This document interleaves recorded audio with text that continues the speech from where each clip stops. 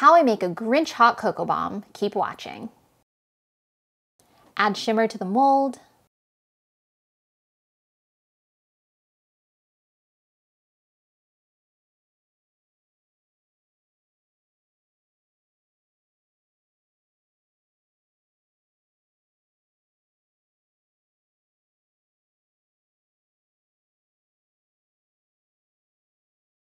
Fill each mold with chocolate melts.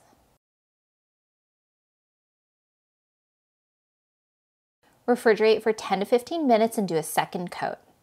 Pop them out. Fill with goodies. A tablespoon of hot cocoa, edible glitter to make it sparkle, mint chocolate chips, marshmallows, candy cane sprinkles. Melt the half chocolate, acts like a glue. Close. Add final touches.